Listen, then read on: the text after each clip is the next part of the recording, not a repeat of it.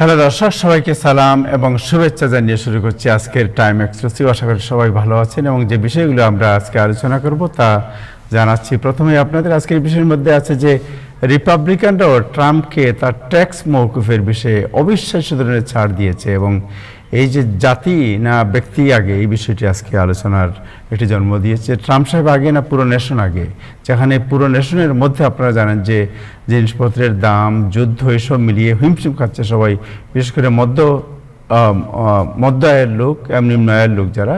এর মধ্যে ট্রাম্প সাহেব নিচ্ছেন আপনার ট্যাক্স রিবেট। এই বিষয়টি আজকে জানার চেষ্টা করব। আজকে আরও যে বিষয়টি জানার চেষ্টা করবো তা হচ্ছে যে ট্রাম্প সাহেব আবার বলেছেন যে বড় বড় তেল কোম্পানিকে তিনি বলেছেন যে তারা অনেক বেশি মুনাফা করেছে এই ওয়ারের সময়। আপনার হরমুজ প্রণালী যখন বন্ধ, তখন এই সময় আসছে এখন তাদেরকে কিছু টাকা জনগণকে ফেরত দেওয়া উচিত। অর্থাৎ মানে কিছু ট্যাক্স রিবেট যেগুলো হয়েছে, তারা যে পয়সা ইনকাম করেছে ফেরত দেওয়ার কথা তিনি বলেছেন। এটা তার পলিটিক্যাল স্ট্যান্ডবাজি না রিয়েল, এই বিষয়টি আজকে জানার চেষ্টা করব। আজকে আমরা যে বিষয়টি মুখ্য আলোচনা করব তা হচ্ছে যে বাংলাদেশ প্রসঙ্গ। আপনারা জানেন যে বেশ কয়েকদিন থেকে বাংলাদেশে একদিকে জুলাই বিপ্লব, অগাস্ট এসে গেছে, 5 তারিখে শেখ হাসিনা ইন্ডিয়াতে পালিয়ে গিয়েছিলেন এবং এই সময়ের মধ্যে যখন যারা আপনার আন্দোলনের শক্তি, সেই শক্তিগুলোর মধ্যে যে ঐক্যের কথা ছিল, সেই ঐক্যের পরিবর্তে তাদের মধ্যে দেখা যাচ্ছে ব্যাপক ফাটল এবং এক ধরনের গৃহবিবাদ, যুদ্ধ। এই বিষয়টি আজকে আলোচনা করব যে জুলাই চেতনা এবং যারা আপনার অংশীজন, এই অংশীজনদের মধ্যে যে বিভেদ, আপনার অনৈক্য, এইটা জাতিকে কী বার্তা দিচ্ছে, এই বিষয়টি আলোচনা করব। আজকে আলোচনা করব যে শেখ হাসিনা তিনি বারবার বলছেন তিনি দেশে ফিরবেন। আসলেই ব্যাপারটিকে, এই বিষয়টি জানবো।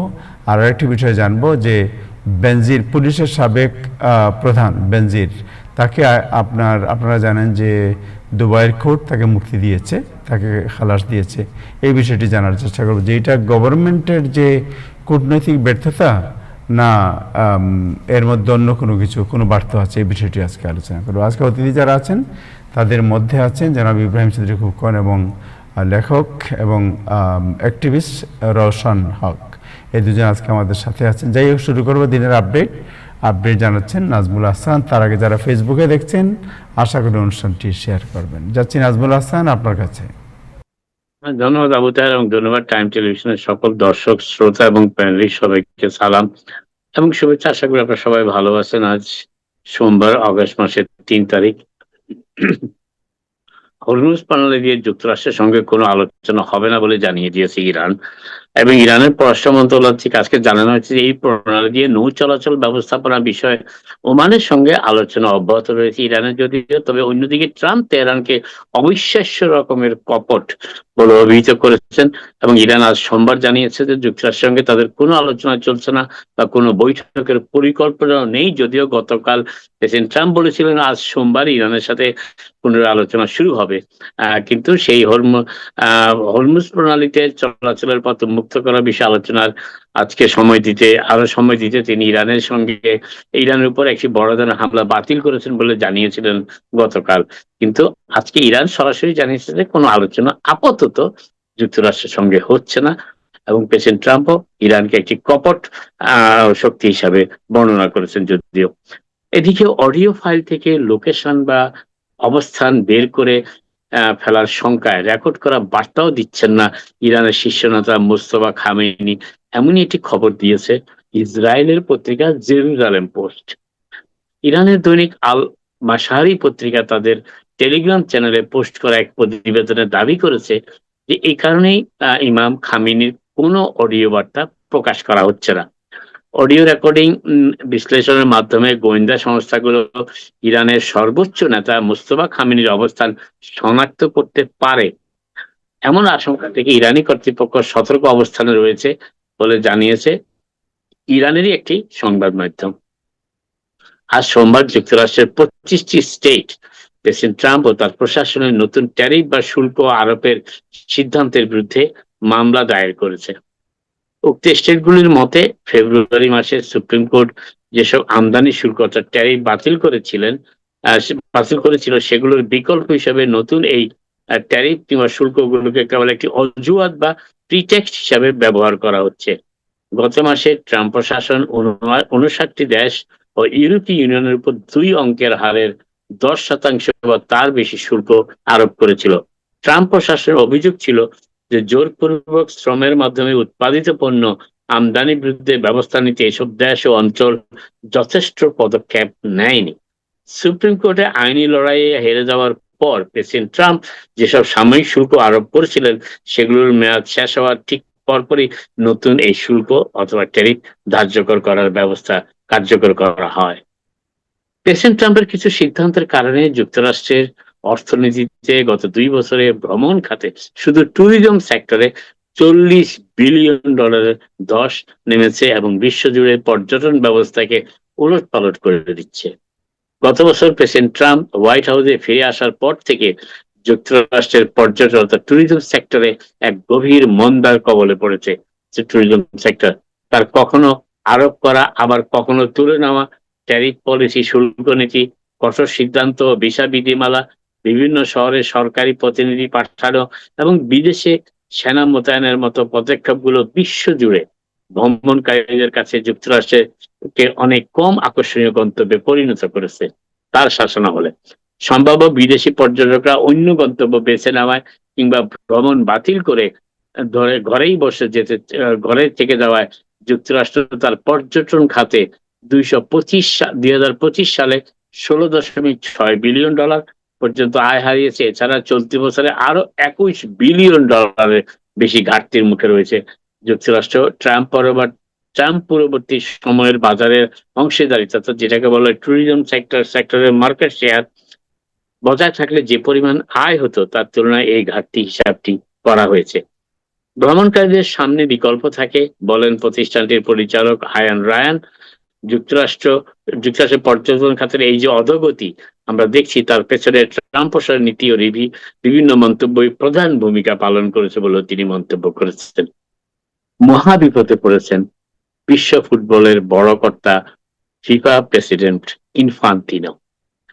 তার বিবেচনায় ফিফার জন্য লাভজনক বাণিজ্যিক প্রস্তাব সদস্যদের গিলাতে ব্যর্থ হওয়ার পর প্রেসিডেন্ট ট্রাম্প ও তার প্রশাসনের সাহায্য চেয়েছেন ফিফা প্রধান ইনফান্তিনো। তাকে রক্ষা করার জন্য ইতিমধ্যে তার পদত্যাগে দাবি উঠেছে এবং ইউরোপা প্রধান বলেছে তার পুনর্নির্বাচনের কোনো সম্ভাবনা নেই, বরং সম্মান থাকতে তিনি যেন আগেভাগেই পদত্যাগ করেন। এমন চাপের মুখে ইনফান্তিনো প্রেসিডেন্ট ট্রাম্পের শরণাপন্ন হয়েছেন ট্রাম্প প্রশাসনের। তবে ট্রাম্প প্রশাসনের পক্ষ থেকে, হোয়াইট হাউসের পক্ষ থেকে আজকে জানানো হয়েছে যে এই ধরনের কোনো আবেদন ইনফান্তিনোর কাছ থেকে এখনো আসেনি।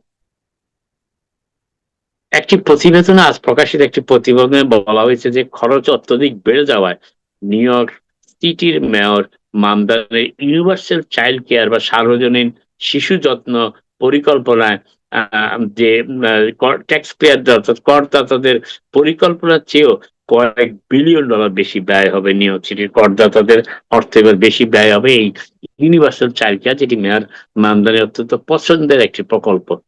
প্রস্তাবিত এই কর্মসূচির বার্ষিক খরচ বিশাল অঙ্কের $9 বিলিয়ন হবে বলে ধারণা করা হচ্ছে। এতে প্রতি শিশুর জন্য গড়ে খরচ দাঁড়াবে প্রায় $27,000।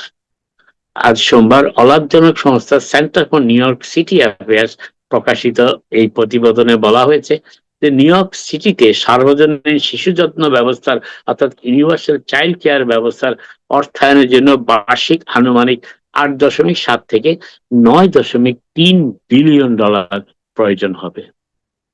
শেষ করছি নিউ ইয়র্কের স্টেট গভর্নর হোকুলের জন্য মহাবিপদ সংকেত দিয়ে। লং আইল্যান্ডের বেশ কয়েকজন বিশিষ্ট ডেমোক্র্যাট নেতা তাদের নির্বাচনী প্রচারণায় ওয়েবসাইটের সমর্থন, যেটাকে এন্ডোর্সমেন্ট বলা হয় বা সুপারিশের তালিকা থেকে ডেমোক্র্যাট দলীয় গভর্নর ক্যাথি হোকুলের নাম বাদ দিচ্ছেন। নিউ ইয়র্কের অন্যতম প্রতিদ্বন্দ্বিতাপূর্ণ এই অঞ্চলের প্রার্থীরা কি দলের অর্থাৎ লং আইল্যান্ডের প্রার্থীরা কি দলের ডেমোক্রেট দলের প্রার্থীরা কি দলের স্টেট পর্যায়ে শীর্ষ নেত্রীর কাছ থেকে নিজেদের দূরত্ব বজায় রাখার চেষ্টা করছেন?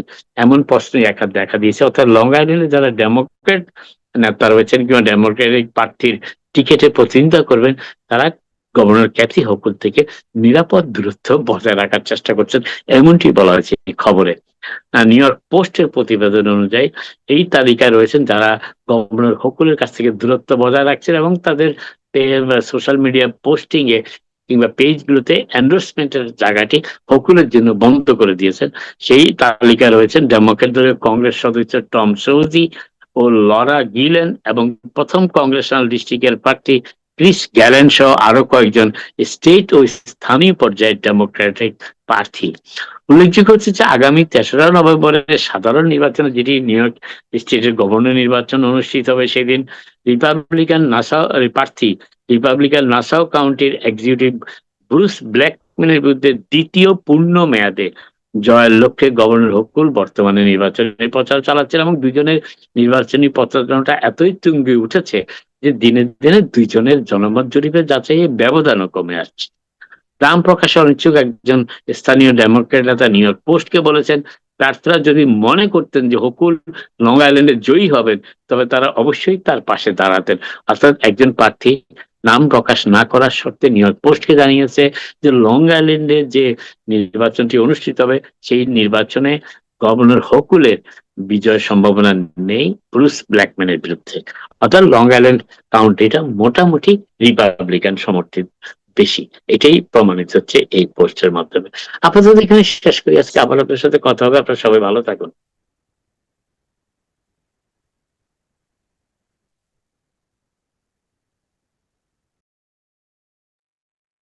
দর্শক যেটা বলছিলাম, ধন্যবাদ নাজমুল হাসান, আপনাকে অনেক ধন্যবাদ আজকে নিউজ আপডেট দেওয়ার জন্য। দর্শক আপনাদের যেটা বলছিলাম যে আমাদের সাথে আছেন ইব্রাহিম চৌধুরী খোকন এবং রওশন হক, দুজনকে শুভেচ্ছা জানাচ্ছি। ইব্রাহিম চৌধুরী খোকন, আপনার কাছে জানতে চাই, প্রেসিডেন্ট ট্রাম্প তিনি অত্যন্ত অস্থির প্রকৃতির লোক এবং আপনি জানেন তার অস্থিরতা সবসময় খুব দৃশ্যমান অস্থিরতা তার। তিনি অতি সম্প্রতি বলেছেন যে আজকের যে নিউজ যেটা বেরিয়েছে, তিনি বলেছেন যে যারা বিভিন্ন তেল কোম্পানি, আপনারা জানেন তেলের দামের কারণে সব জিনিসের দাম বেড়েছে, তেল কোম্পানিগুলোর প্রতি তিনি বলেছেন যে তোমরা অনেক বানিয়েছো, এবার কিছু দাও। এটা দিয়ে কি বার্তা দিচ্ছেন তিনি? তাই সর্বপ্রথম হলো ধন্যবাদ যে গত কয়েকটা দিন ট্রাম্প সাহেব একটু শান্তিতে ছিলেন, মানে আপনার অনুপস্থিতিতে টাইম টেলিভিশন মানে মানে ট্রাম্পকে নিয়ে একটা আলোচনা যে উস্কাইয়া দেওয়া মানুষকে, এই ব্যাপারে একটা বিরতি পেয়েছিলেন। আমার মনে হয় ট্রাম্প নিজে এটা খবর পেলে খুশি হতেন। এবং আপনাকেও ধন্যবাদ, আপনি যে এই বিরতিতে ছিলেন। বাট আজকে যেটা আপনি বললেন এটা তো আমাদের মহান প্রেসিডেন্টের একটা মহানুভবতা। বাংলাদেশে কথা বাদ দেন, আমরা বাংলাদেশ থেকে আসছি। আমেরিকার কোন প্রেসিডেন্ট, আমেরিকায় যারা পুঁজি বানায়, যারা মানুষের রক্ত শোষণ করে টাকা বানায়, যারা আমাদের অর্থনীতির সমস্ত ধমনী থেকে রক্ত চুষে মুনাফা লুটে, তাদের চোখে চোখ রেখে আমেরিকার কোন প্রেসিডেন্ট কি এর আগে বলছেন যে তুমি টাকা কিছুটা আমাদের এখন ফেরত দেওয়া, লাভ তো অনেক করছো? এটা প্রেসিডেন্ট ডোনাল্ড ট্রাম্প বলতে পারছেন। আসুন এই টাইম টেলিভিশন অনুষ্ঠানের মধ্যে আমাদের ধন্যবাদ, আপনারা পৌঁছবেন না সেখানে গিয়ে, কিন্তু আমরা কৃতজ্ঞতা জানাই একজনের একটা প্রেসিডেন্ট বলছে। আর প্রেসিডেন্ট অস্থির একটা দেশ, আমেরিকার মতো দেশের প্রেসিডেন্ট জো বাইডেনের মতো ঘুমাবে? উনি তো অস্থিরই থাকবেন জনগণের কল্যাণের জন্য, এই বিশ্বের শান্তির জন্য, মানে সঠিক অভিবাসন নিয়মের জন্য।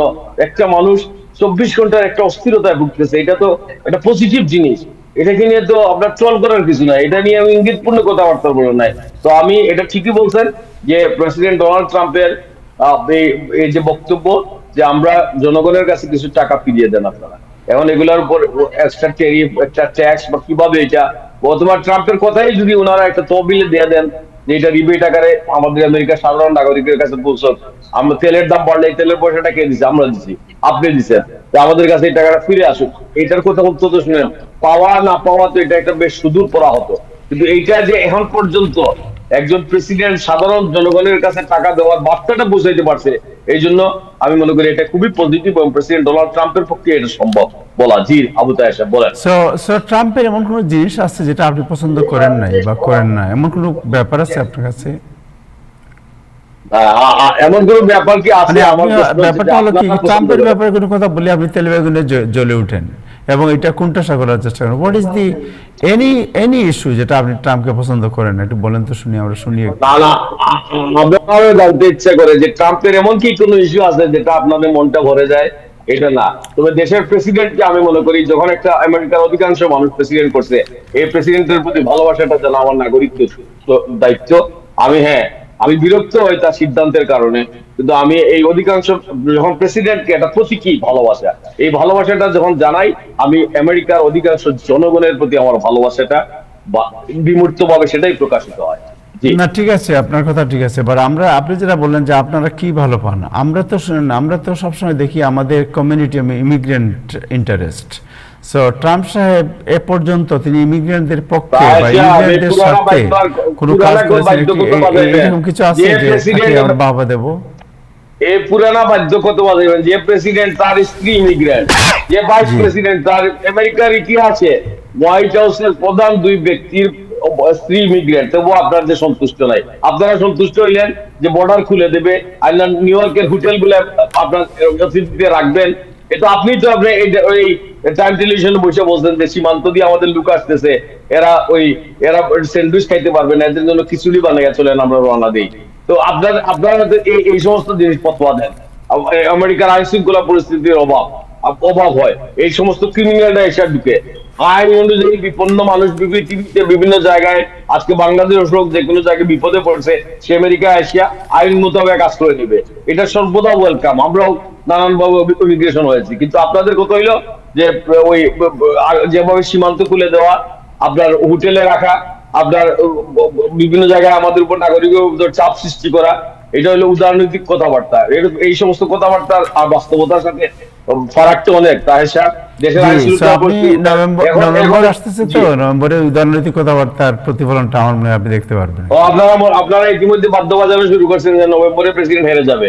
এই যে যাবে আপনি ডোনাল্ড ট্রাম্পের গলায় হাত করা পড়বে, ডোনাল্ড ট্রাম্পের পিছনে কতজন নারী লাগছে, এদের কারণে জেল কাটবে, এই হবে মানে এই যে ডিমের দাম বেড়ে গেছে, মানুষ না খেয়ে মরবে, এই যে হবে আপনাদের এখানে থেকে তো গত কয়েকদিন ধরে শুনতেছি।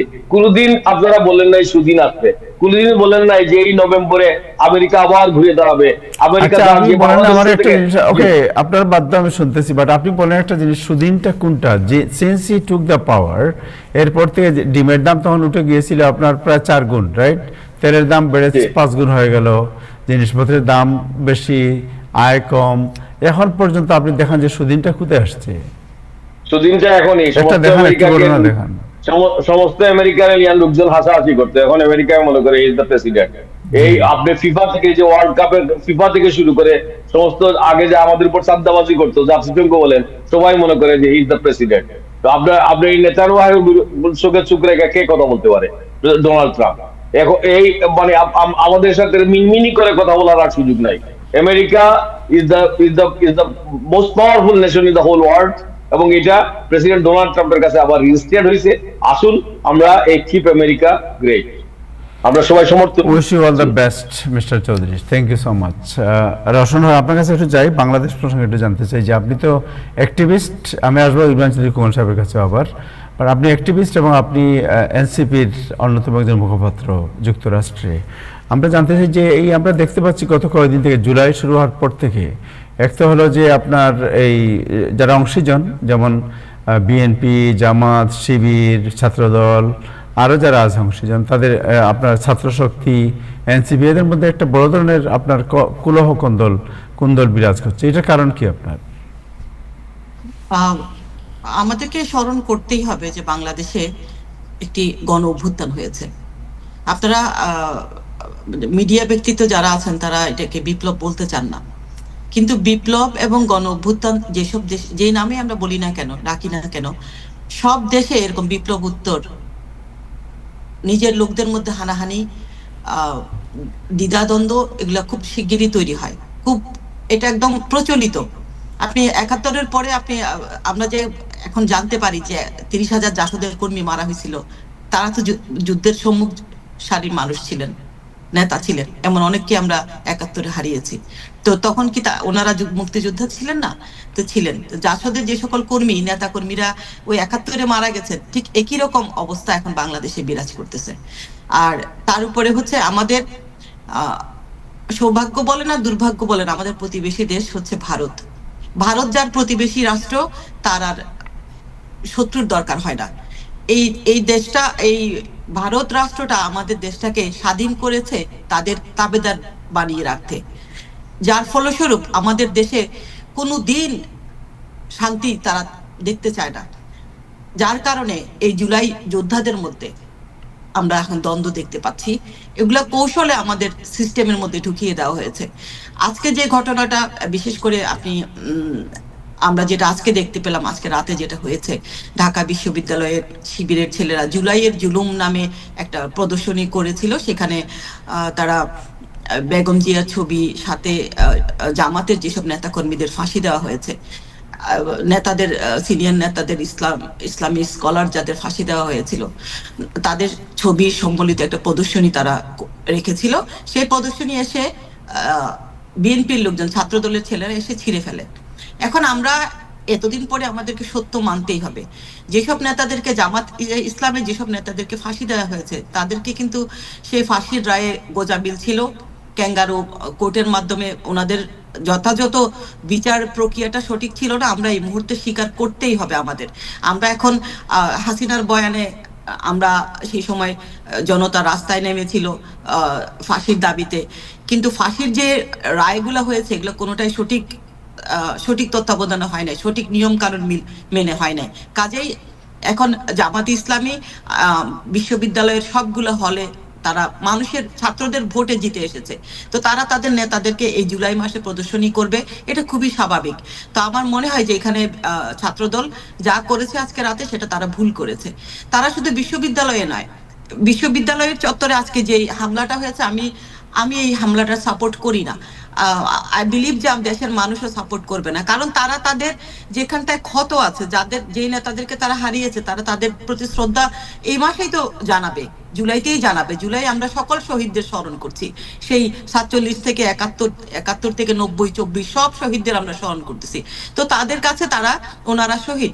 ওখানে কাদের মোল্লার ছবি ছিল, নিজামীর ছবি ছিল, বেগম জিয়ার ছবি ছিল, আরো অনেকের ছবি ছিল।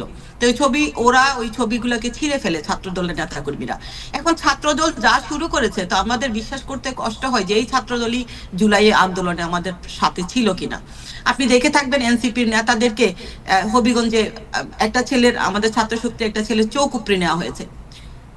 শেখ হাসিনা যেই ছাত্রদের উপরে জুলুম করেছে, অন্যায় অত্যাচার করেছে, 1400 ছাত্রদের প্রাণহানি করেছে, 600-র উপরে আমাদের নেতা ছাত্ররা, সাধারণ ছাত্রদের চোখ নষ্ট হয়ে গেছে। আমরা 30,000-এর উপরে আহত দেখি। শহীদদের তালিকা সরকারি খাতায় 800 হলেও আপনি হিউম্যান রাইটসের 1400-র উপরে তাদের তথ্যে আছে। তো আমরা এখন বিএনপি আমাদের এই সরকার গঠন করার পরে বিএনপির যে চেহারা চরিত্র পাল্টে গেছে, সেটা নিয়ে আমরা অসম্ভব দুঃখ প্রকাশ করি। আমরা চাইনি যে বিএনপি এভাবে বদলে যাক, বা বদলে কেন গেল সেগুলোর ব্যাখ্যা বিশ্লেষণ দরকার আছে। এখন আপনি দেশের মধ্যে আজকে আপনি খবর নিয়ে দেখেন, বিদ্যুৎ নাই, গ্যাস নাই, পানি নাই। বিদ্যুৎ না থাকলে গ্যাসের কানেকশনও থাকে না, পানিও থাকে না। মানুষের দ্রব্যমূল্যের দামের কথা নাই বললাম, না বিশ্বাস হয়ে গেছে সবকিছু। যেই বাস ভাড়া 150 ছিল সেটা এখন 300-তে। এখন আমার আওয়ামীপন্থী লোকজন বলবে তো তাহলে আগেই ভালো ছিলাম। না, আমরা দেশটার একটা পরিবর্তন চেয়েছিলাম, যে কারণে 24 জুলাই জনযুদ্ধ হয়েছে। মানুষের দীর্ঘদিনের না পাওয়া থেকে, বঞ্চনা থেকে, ক্ষোভ থেকে এই হাসিনাকে মানুষ এত রক্ত দিয়ে পালাতে বাধ্য করেছিল। আমাদের পরিকল্পনা ছিল দেশটাকে আমরা সুন্দরভাবে গড়ে তুলবো। তো ডক্টর ইউনূসকে বসানো হলো, উনিও ঠিক মতো চালাতে পারে না, আমি ওনাকে এখন আর ক্রেডিট দিতে রাজি না। তারপরে একটা নির্বাচনের মাধ্যমে যে সরকার আসলো, তারাও নানান কার্ডের মাধ্যমে ভাওতাবাজি। আপনি যে কার্ডগুলো মানুষকে দিচ্ছেন, এই ফ্যামিলি কার্ড বা কৃষক কার্ড, হাবিজাবি যেসব কার্ড, এগুলো মূলত একদম বোগাস এবং মিথ্যা। কার্ডের প্রচারণার জন্য শুনেছি 400 কোটি টাকা প্রচারণার জন্য বিজ্ঞাপন খাতে খরচ করা হচ্ছে। তাহলে আমরা হাসিনার সময় তো হাসিনাকে বলতাম যে সেই বিজ্ঞাপন তার পিতার জন্মবার্ষিকী, 100 জন্মবার্ষিকী করতে 100 কোটি টাকা খরচ করেছে। এখন শুনতেছি 400 কোটি টাকা শুধু কার্ডের বিজ্ঞাপনের জন্য বরাদ্দ করা হয়েছে। তো এগুলোর আমরা নিন্দা জানাই, প্রতিবাদ জানাই। যেখানে আমরা প্রতিবাদ জানাতে যাই সেখানে আমাদের ছেলেদের উপরে হামলা করে।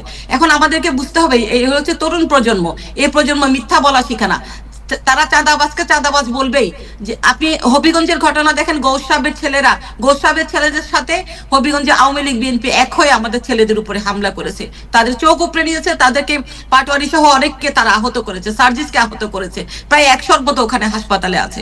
তো এই যে হামলাগুলো কেন হচ্ছে? গৌস সাহেব নির্বাচনে জেতার পর থেকেই আওয়ামী লীগকে জামিন দিয়ে মামলা বাণিজ্য করে উনি, আমরা তো বলিনি যাকে তাকে আপনি মামলা দেন, এই বিএনপি মামলা বাণিজ্য করে সব জায়গায় মানুষের কাছ থেকে টাকা উঠাচ্ছে, মানুষের আওয়ামী লীগ যারা করে তাদের নাবিশ্বাস করে ফেলছে, তাদের দম নিয়ে যাচ্ছে।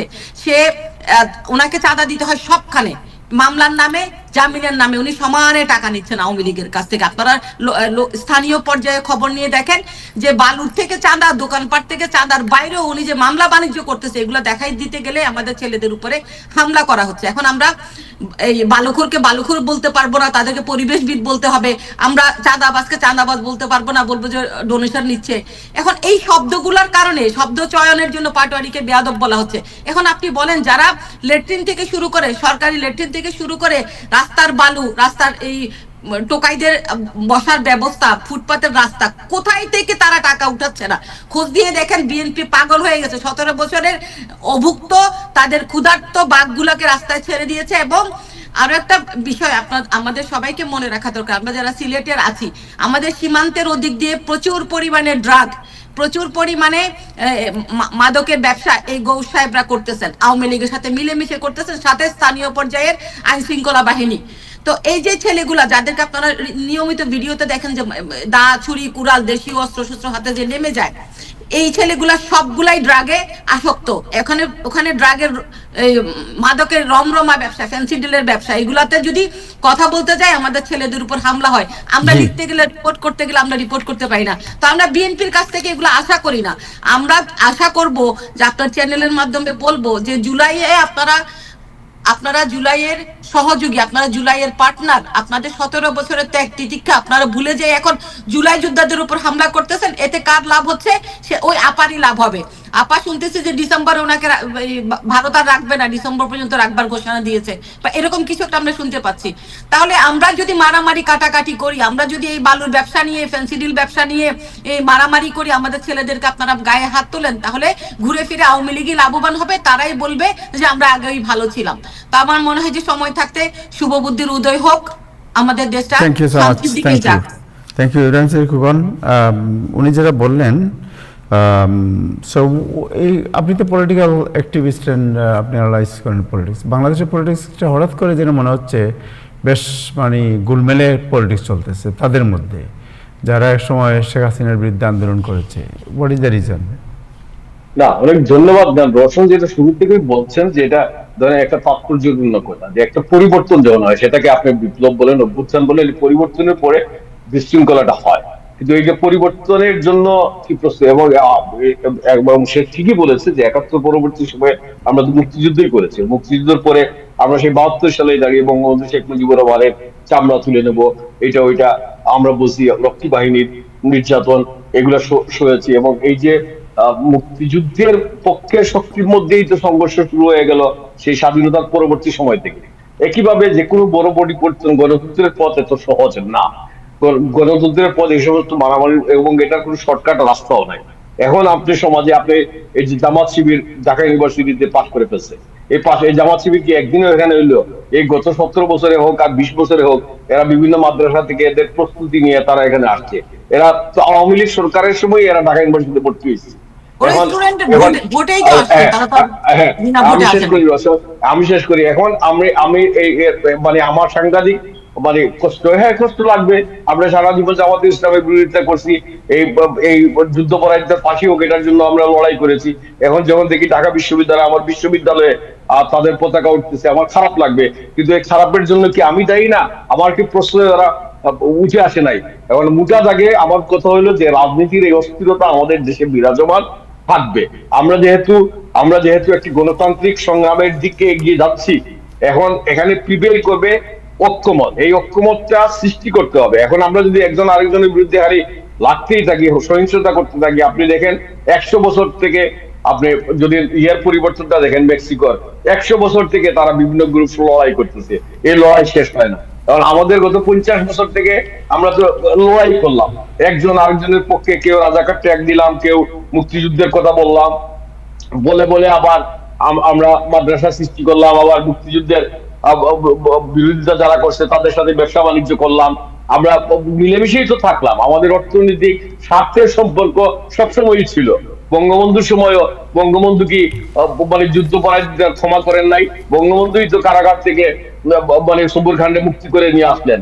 তো এই আমাদের স্বার্থের প্রশ্নে আমাদের অনেক সময় আমরা এক থেকেছি, আর যখন রাজনীতির মাঠে এসে আমরা খালি বিরোধী পক্ষকে মানে আক্রমণ করেছি, সবাই নিজ নিজ অবস্থানে অনড় থেকে। এখনো পরিস্থিতি যেটা হয়েছে যে গত 24-এর পরিবর্তন, সেটা যে বিপ্লব বলেন, অভ্যুত্থান বলেন, যাই হোক, এই পরিবর্তনের পক্ষগুলা তো আর এক থাকেন নাই। ইতিমধ্যেই তারা চরমভাবে বিভক্ত হয়ে গেছেন। এই বিভক্তি সূত্র ধরে যারা 24-এ পরাজিত হয়েছে তারা শক্তি লাভ করবে, এবং এই শক্তি লাভের পিছনে স্বাভাবিকভাবে আমাদের পাশের যে দেশ ভারত, এই ভারত কি খেলবে না? আমেরিকা কি খেলবে না? পশ্চিমা মহল কি খেলবে না? পাকিস্তান কি খেলবে না? সুতরাং আমরা এই খেলার মাঠেই আছি। আবু তাহের সাহেব, আপনারা কতদিন আপনি আর বাঁচবেন আমি জানি না।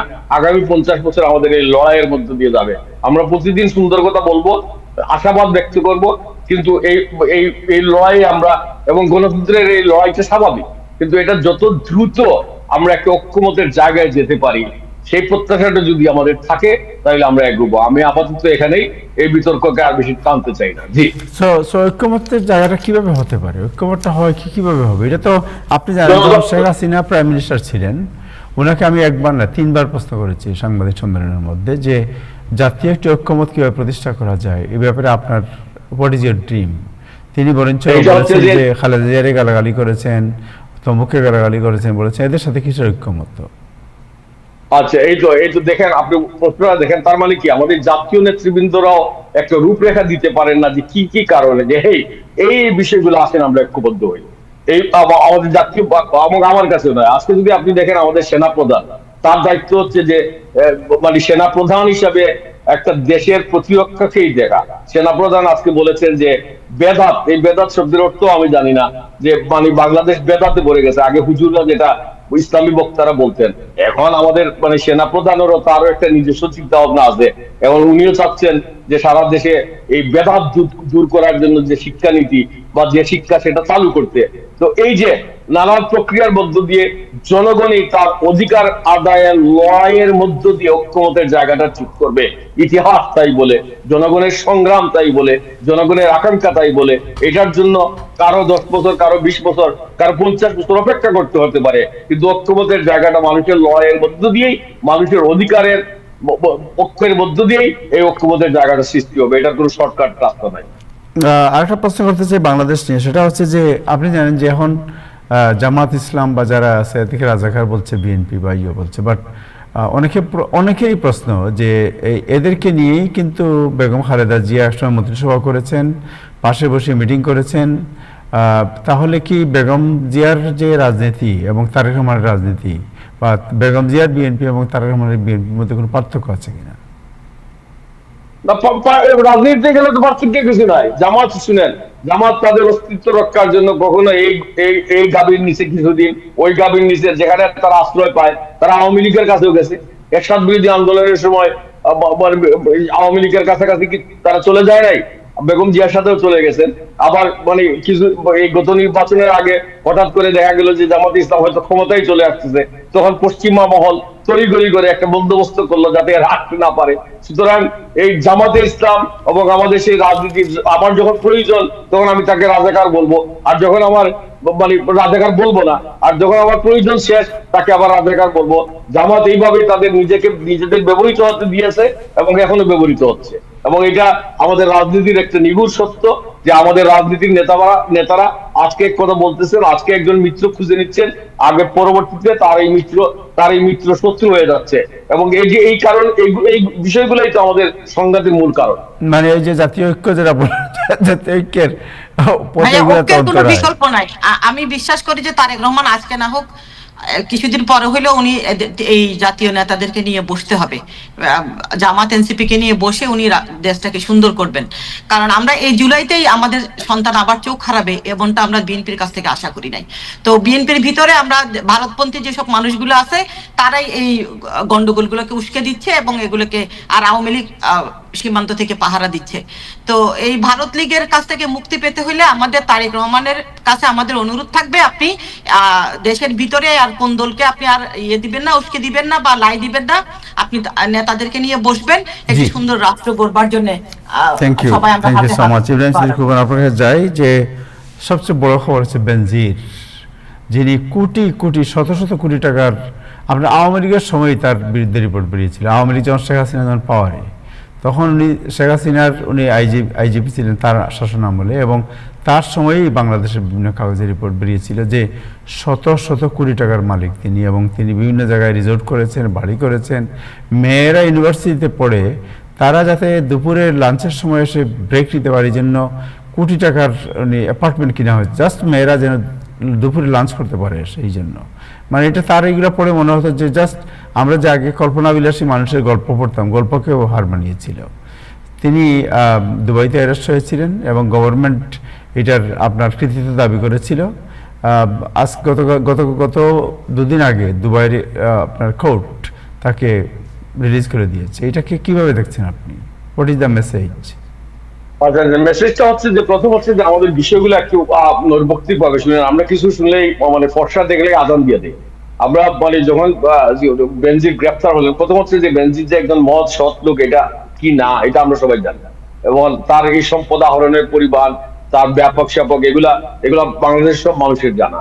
আমাদের যেটা জানা বা তলিয়ে দেখার দরকার ছিল যে বেনজির আহমদ কেন সেখানে গ্রেপ্তার হলেন, এবং এই গ্রেপ্তারের পরে বাংলাদেশ মানে থেকে আমরা কি বার্তাটা পেলাম। বাংলাদেশের সেদিন সংসদে বিরোধী দলীয় নেতারা, স্বরাষ্ট্রমন্ত্রী দাঁড়িয়ে বললেন যে এটা আমাদের পুলিশের জন্য বিরাট সাফল্য, তিনি গ্রেপ্তার হয়েছেন, এবং গ্রেপ্তার হলে একজন ইন্টারপোলে তার জন্য রিপোর্ট করা আছে। এখন আপনি ইউনাইটেড আরব আমিরাত, যেটা দুবাইয়ের মানে দুবাই যে দেশের অংশ, সেখানে তার সাথে কি আমাদের বন্দি বিনিময় চুক্তি আছে? না। তাহলে আপনি সাধারণ বন্দি বিনিময় চুক্তির আন্ডারে এক দেশ থেকে যে আরেক দেশের লোক নিয়ে আসা যায়, সেটা আনা যাবে না। এখন আরেকটা চুক্তি আছে আমাদের, একটা অপরাধী বিনিময় চুক্তিতে, সেখানে তারাও স্বাক্ষর করেছে, আমরাও করেছি। সেখানে যদি কোনো একজন কোথাও যদি দণ্ডপ্রাপ্ত আসামি থাকে, তাইলে তাকে সে অন্য জায়গায় আশ্রয় নেয়, সেটা দুবাই ইউনাইটেড আরব আমিরাতে আশ্রয় নেয়, তাকে আনাটা সহজ ছিল। যেহেতু আপনি বেনজিরের বিরুদ্ধে মামলা করেছেন, তার বিরুদ্ধে কোনো দণ্ড আরোপ করতে পারেন নাই, সুতরাং এটা শুরু থেকেই আমাদের 30 দিনের মধ্যে আপনাকে জানানো উচিত ছিল। আপনি জানিয়েছেন আমরা তার নামে মামলা করেছি, সেইটা করেছে, সে তার রিসোর্ট বানাইছে, সে টাকা পাচ্ছে, এটা করে আপনি লম্বা একটা কাগজ দিচ্ছেন। কিন্তু এই কাগজ নিয়ে ইউনাইটেড আরব আমিরাতের দুবাইতে যে আদালত বসেছে, সেই আদালত তাদের এটা স্পষ্ট করেছে যে তার বিরুদ্ধে তো কোনো দণ্ড নাই, সুতরাং আমরা তাকে জামিন দিতে পারি। সুতরাং এই জামিন প্রাপ্তি এবং পাসপোর্ট রেখে বেনজিরকে জামিন দিয়েছে, কিন্তু এখনো তো তার দ্রুত বিচার কেন করা হলো না? মানে সেই জুলাই বিপ্লবের বা জুলাই পরিবর্তনের 24-এর পরিবর্তনের তো 2 বছর হয়ে গেল। এই 2 বছরেও আপনারা একজন চিহ্নিত মানে অপরাধীকে, একজন চিহ্নিত লুটেরাকে এবং তাকে দণ্ড দিতে পারলেন না। আপনি দণ্ড দিতে পারলেন, আমাদের নিরীহ সাংবাদিককে গ্রেফতার করলেন, আপনি শেখ হাসিনারে ফাঁসির ঝুলানোর দণ্ড দিলেন, এই সমস্ত অপরাধীদের কেন দণ্ড দিলেন না? না দেওয়াটা, এটা আমি মনে করি এটা সরকারের ব্যর্থতা। এবং সরকার যে শুরুতেই যে বাণী দিলেন পার্লামেন্টে দাঁড়িয়ে যে আমাদের জন্য খুব সুখবর, সাফল্যের খবর, আজকে যখন সংবাদটা আসলো তখন তো এটা বললেন না যে এটা আপনার ব্যর্থতার খবর। আমরা বললেন না আমরা জেনেছি, আমরা আইনজীবী নিয়োগ করেছি। আমি মনে করি যে সরকার এখানে চূড়ান্ত ভাবে ফেল করেছে, এবং জনগণের প্রত্যাশা অনুযায়ী একজন অপরাধী, সে বেনজির হোক, এবং যে আওয়ামী লীগের লোকজনকে আমরা বলতে শুনেছি এই বেনজিরদের কারণে আজকে আওয়ামী লীগের এই দুরবস্থা, এই বেনজির লুটেরাদের কারণে এরা দণ্ড পারক, কিন্তু এই বেনজিরে তো মানে একটা সুযোগে পেয়ে, একটা সুবিধায় পেয়েও বাংলাদেশ এখান থেকে কোনো সুবিধা নিতে পারলো না, এবং আমি মনে করি না এখন আর সেই সুযোগ আছে করে। বিকজ একটা মামলায় যখন একটা দেশের জামিন হয়ে যায়, আপনি নতুন করে তার বিরুদ্ধে আর কোনো অভিযোগ আনতে পারবেন না। ওই মামলা জের করেই ওখানে সে রিলিজ পাবে অথবা পাবে না। তো এটা বাংলাদেশের মানুষের জন্য হতাশাজনক, সরকারের জন্য এটা খুব মানে ইতিবাচক না। সো সে কি দুবাই ছেড়ে যেতে পারবে না, দুবাইতেই থাকতে হবে তাকে? এখন সাধারণ নিয়ম অনুযায়ী দুবাই যেতে পারবে না, তার পাসপোর্ট রেখে বলে দেওয়া হয়েছে 3 মাসের জন্য যাবেন। শুনে এদের টাকা পয়সা আছে, এবং দুবাই যে একটা বড় সৎ রাষ্ট্র, এটা তো আর আমরা বলতে পারি না। টাকা পয়সা দিয়ে দুবাই থেকে সে পালিয়েও যেতে পারে। আমরা তো জানি এই যে টাকা পয়সা দিয়ে অনেকে সাইপ্রাস, বিভিন্ন দেশের, এদের অনেক টাকা পয়সা, এদের $10 মিলিয়ন দিয়ে যে কোনো জায়গায় নাগরিকত্ব কিনে নিতে পারে। সো সো এইটা যে আপনার খুব সহজ হবে তাকে নিয়ে আসা, বা দুবাই থেকে সে হাওয়া হয়ে যাবে না, এই ব্যাপারে তো আপনি নিশ্চিত কিছু বলতে পারেন। এক্ষেত্রে বাংলাদেশের ডিপ্লোম্যাটিক যে সরকারের ডিপ্লোম্যাটিক যে আপনার উদ্যোগ বা তার যে তৎপরতা, এটা এটা এটা কেমন? আমি কি একটু ডিপ্লোম্যাটিক, কিছু যুক্ত করবো? হ্যাঁ, জি। রোশন এক সেকেন্ড আমি প্রশ্নের উত্তর দেওয়া যাই। আমাদের শুনেন, আমাদের কূটনৈতিক, আমরা যে খুব দক্ষ কূটনৈতিক অবস্থানে দাঁড়িয়ে আছি আজকে পশ্চিমা মহল বা এমনকি মধ্যপ্রাচ্যের সাথে, এটা তো আমরা নানা কারণে দেখতেছি যে আমরা একটা দুর্বল। হয়তো শুনেন, একটা বড় গত 17 বছরের শেখ হাসিনার সরকারের পররাষ্ট্রনীতি এক ধরনের ছিল, এগুলো হ্যান্ডেল করেছেন এক ধরনের লোক। এখন আমরা নতুন করে আবার সেটাকে ওই কিছু কিছু জিনিস রেখে বর্জন করে আবার সে সাজিয়ে নিতে হচ্ছে। তো আমি এই বর্তমান সরকারের যে এটা একটা কূটনৈতিক যে সাফল্য এখনো খুব বড় করে দেখারও কোনো কারণে, আবার হতাশ হওয়ারও কারণ নাই। তারা হয়তো মানে খলিল সাহেবের মতো একজন দক্ষ কূটনীতিবিদ আছেন, তারা হয়তো সাজানোর চেষ্টা করতেছেন, কিন্তু এখনো আমাদের কাছে দৃশ্যমান সাফল্য এই ক্ষেত্রে তো আমরা দেখতে পাচ্ছি না। জি, থ্যাংক ইউ সো মাচ। জি, রোশন, বলেন। রোশন, আপনি কিছু বলবেন? আমি বেনজির সম্পর্কে একটু বলতে চাই। বেনজির অনেক ইন্টারেস্টিং একটা ক্যারেক্টার, আমরা দেখেছি বিগত সময়ে। আপনার মনে থাকার কথা যে উনি যখন নিউ ইয়র্কে এসেছিলেন, আমাদের অনেক বিজ্ঞজনেরা, মুক্তিযোদ্ধার সন্তানেরা আমি দেখেছি ওনার প্রোগ্রামে যেতে।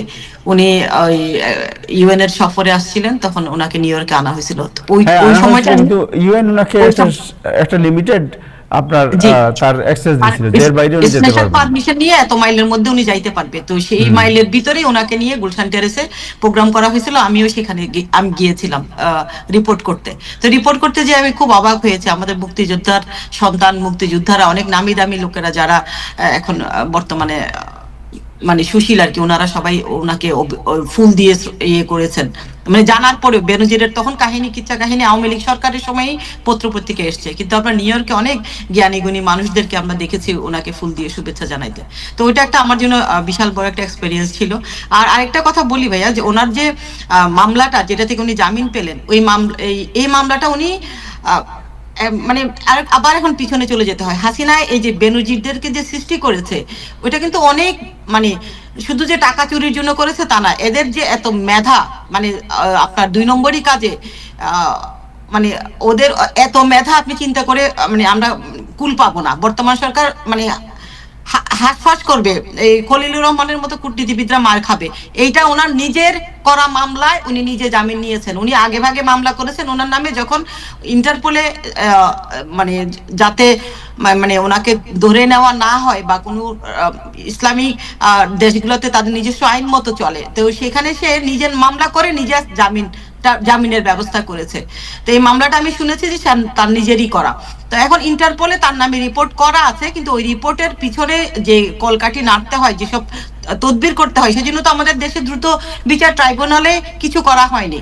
তো ওই মামলাগুলো এই কারণে আমরা বারবার বলি যে বিচার আর সংস্কার বারবার দরকার। তো বিচার যদি শুরু না হয়, বিচার কার্য যদি শুরু না হয়, তাহলে এরকম বেনজিররা পার পেয়ে যাবে। আর সরকারের আপনারা সবাই বলেছেন যে এনসিপি, কিংস পার্টি, ডক্টর ইউনূসের পার্টি, তাহলে এই খলিলুর রহমান তাহলে কার লোক? আপনি খলিলুর রহমান তো সেই তত্ত্বাবধায়ক সরকার থেকে বিএনপি বেছে নিয়েছে, স্পেশাল লোককে নিয়েছে। তাহলে বেনজির কিভাবে ছাড়া পায়, বা বেনজির কেন কাগজপত্র ইন্টারপোলের মাধ্যমে যে ধরার যেই শুকরের ঢেকুর আমরা বিএনপি থেকে দেখতে পাইলাম, একটু আগে ভাইয়াও বলেছেন, তাদের প্রচন্ড রকমের কূটনৈতিক ব্যর্থতা। এখনো কিন্তু ইন্টারপোলে শুধু রিপোর্ট করা হয়েছে, কিন্তু তার যে যথাযথ কাগজপত্র যাইতে হয়, এগুলো বিএনপি সরকার এখনো পাঠাইতে পারে নাই। তো এটা একটা বিশাল ব্যর্থতা। তো আমরা এইটুকু আশা করি যে বিএনপি দুবাই থেকে পালাতে পারবে না, তাকে ওখানেই থাকতে হবে, তার পাসপোর্ট আটকে রাখা হয়েছে। এখন আমরা আশা করবো যে সরকার দ্রুত বিচারগুলোর ব্যবস্থা করে, ফাইলপত্র নাড়াচাড়া করে যেন এদেরকে ধরে নিয়ে আসা হয়। Thank you so much. Ilham ভাই, তার বিরুদ্ধে অভিযোগ কি? দুবাইতে তাকে কেন গ্রেফতার করা হয়েছিল? দুবাইতে তার একটা আর্থিক লেনদেনের নিয়মের মানি লন্ডারিং এর একটা মামলাতে সে নিজেই নাকি করেছে। ডিটেলসটা তার পার্টনারশিপের সাথে, হয়তো পার্টনারের একজন নিজেরও কলকাঠি থাকতে পারে। দুবাইয়ের যে মামলাটা ওইটার সাথে বাংলাদেশের কোনো সম্পর্ক মামলাগুলোর নাই। কোনো যোগসূত্র নাই। না। তো ওইখানে ওই স্থানীয় মামলার যে কোনো মামলা যদি খুন খারাপি না করে তার জামিন দিতেই পারে। কিন্তু এই গ্রেফতারের সুযোগে আমাদের পক্ষ থেকে যে সাড়াশি মানে কূটনীতিক অভিযান করে তাকে আটকে রাখা, সেই প্রভাবটা আমরা দেখাতে পারি নাই রাষ্ট্র হিসাবে। এটা তো আর আমাদের সফলতা আমরা বলতে পারি না। সো যদি আপনার হয় তার বিরুদ্ধে যদি যে এখন যে চলমান যে মামলা যেগুলো আছে বাংলাদেশে, এগুলো কোনোটার যে ভার্ডিক্ট হয়ে যায়, তাহলে এটা কি সার্ভ করতে পারবে গভর্নমেন্ট দুবাই সরকারের কাছে? তখন এটা একটা অন্য মাত্রায় যাবে। তখন এটা যেহেতু তারও আইনজীবী আসবে, থাকবে, তখন বলবে যে আমাদের এইটা তড়িঘড়ি করে ওনারা এটা করছে। বাট এনিওয়ে, তখন এটা অন্য মাত্রায় যাবে। এখনো তো আপনার বাংলাদেশে সে কোনো দণ্ডিত পলাতক আসামি না, আপনি তার বিরুদ্ধে অভিযোগ আনছেন। সুতরাং এটা একটা বিগ ফ্যাক্টর তার ওখানে থাকার জন্য। এবং রোশন যেটা বললেন সে দুবাই থেকে যেতে পারবে না, দুবাই থেকে মানুষ পালিয়ে আসে। আমাদের দেশের, আমার গ্রামের বহু লোক, আপনার চুনারুঘাটের বহু লোক সীমান্ত দিয়ে এগুলা না, সেটা অন্য জিনিস। বেনজিরের পাসপোর্ট মানে স্পেশালি বেনজিরের কথা বলছি, যে তার পাসপোর্ট আটকে রাখা হয়েছে, সে পাসপোর্ট পালাতে আটকে রাখছে, সে বুরকা টুরকা লাগাই এরা পালিয়ে যাওয়া। বেনজির খুব দক্ষ পুলিশ কর্মকর্তা। আপনিও বলছেন এদের বুদ্ধি শুদ্ধি অনেক বেশি। সে যদি ওই দেশ থেকে বাইরে যাইতে চায়, এরা বুরকা টুরকা লাগাইয়া, মাথায় আলখুল্লা লাগাইয়া এরা পালাইয়া যাবো সীমান্ত দিয়ে। সুতরাং আমাদের জন্য বেনজির এখন খুব একটা সহজ কেস না। জি, thank you so much, thank you Roushan Haque, আপনাকে অনেক ধন্যবাদ সময় দেওয়ার জন্য। Thank you Ibrahim Siddique Khokon. Stay blessed with. আপনার কি আর কোনো, আপনার ডোনাল্ড ট্রাম্প সম্বন্ধে আগামীকাল কি বলবেন? এইসব নিয়ে লেখাপড়া শুরু করে ট্রাম্প সাহেবের ব্যাপারে অনেক তথ্য আছে, এই তথ্য নিয়ে কালকে আলোচনা হবে। বিশেষ করে যে আইআরএস এর যে অর্থ তিনি এক ধরনের মানে পকেটস্থ করে নিয়েছেন, এই বিষয়গুলো নিয়ে কালকে ডিটেইলস। জি, এগুলা আপনিও পড়েন আর আরো কিছু কাউকে দেন, এগুলা নিয়ে লেখাপড়া করে আগামীকাল আসেন। জি, কালকে দেখা হবে আপনার সাথে। থ্যাংক ইউ সো মাচ দুজনকেই। দর্শক, আজকে এ পর্যন্তই, আগামীকাল আবার দেখা হবে। সবাই ভালো থাকবেন। খুদা হাফেজ।